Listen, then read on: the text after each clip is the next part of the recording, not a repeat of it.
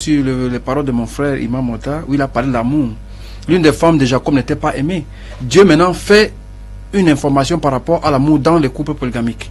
Il dit, si l'homme aime une autre femme que l'autre, en partageant son héritage, voilà où maintenant le pasteur va nous dire, si Dieu demande comment partager l'héritage dans la famille polygamique, Dieu dit, il ne doit pas changer le droit d'aînesse. D'accord. Salut à tous sur le plateau. Juste que l'imam ne comprend pas. Voilà.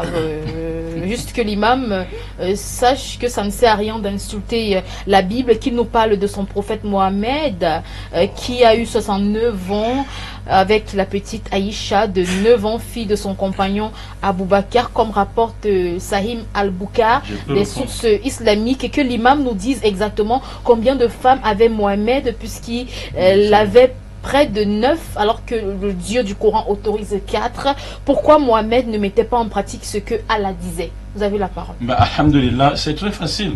Vous savez, Jésus-Christ disait toujours, pourquoi vois-tu, n'est-ce pas, la paille qui est dans l'œil de ton frère et tu ne vois pas la poudre qui est dans, n'est-ce pas, tes yeux? Commençons par les prophètes de l'Ancien Testament, par Isaac. Je vais répondre, s'il vous plaît, s'il vous plaît. Non, mais c'est un débat, il peut. Non, on m'a donné vous m'avez donné la parole. Oui, mais je dis ça en même temps, c'est un débat en même temps. Mais je dis ceci, Isaac a épousé Rebecca quand Rebecca avait 3 ans et Isaac 45 ans. Et c'est lui qui refuse, qu'il accepte le débat avec Imam Mokhtar sur ce point. Là, alors, la Bible, le judaïsme, puisque ceux à qui la Torah a été révélée, c'est-à-dire les Juifs. Oui, vous ne connaissez pas ça, pasteur. Mais maintenant, ça existe dans le judaïsme, dans le livre qu'on appelle les Talmud de Jérusalem. Et Jésus est dans Matthieu 23, 1. Ils sont assis dans la chaîne. Dans la Bible que nous tous lisons. Oui. Non. Lisez Genèse 24. Non, je vais excusez-moi. Dans Matthieu chapitre 23, verset 1, Jésus dit, les scribes et les pharisiens sont assis dans la chaîne de Moïse. Parce que vous propose Genèse. Genèse 24. Ils connaissent mieux. Suivez. Ceux qui connaissent mieux la Torah, ce sont les scribes et les pharisiens. Maintenant, dans le commentaire, le Talmud de Jérusalem, c'est le commentaire de la Torah. Ils disent que Isaac avait 45 ans et Rebecca avait 3 ans. C'est faux. Maintenant, toi, qui n'as pas le livre des Juifs, comment veux-tu, n'est-ce pas, venir interdire? Et le prophète Muhammad, à lui le salut et la paix, les prophètes ont ce qu'on appelle les propriétés spécifiques à eux. Personne ici parmi les prophètes. C'est pas ce qu'on raconte dans les rues qui disent nous sommes des prophètes. Comment vous savez que personne ici n'est prophète? Suivez. Comment vous savez que personne ici n'est prophète? Bon, maintenant, comment connaître que...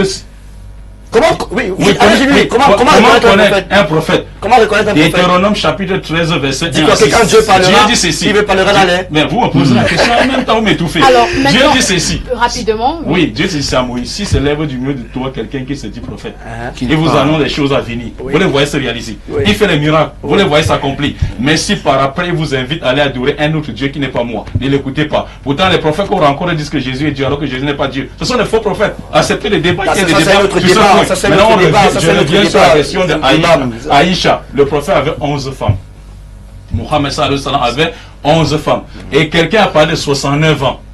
C'est ça le problème. Si la personne pouvait venir au plateau, alors là, nous allons lire quelques messages. Dans quelques minutes, nous allons partir. Dans 2 minutes, nous allons partir. Les statistiques mondiales sont claires. Il y a 52% de femmes et 47,3% d'hommes. Et le reste sont les sexes qui ne sont pas déterminés. Donc tout naturellement, il n'y a pas besoin de pratiquer la polygamie, précise le téléspectateur. S'il vous plaît, que le pasteur nous donne les versets bibliques qui interdisent la polygamie. On n'aura plus de temps pour cela, malheureusement. En écoutant les propos de nos serviteurs de Dieu, allons-nous croire aux enseignements chrétiens qui sont contre la polygamie et l'islam est pour? Est-ce que le Coran et la Bible sont les vrais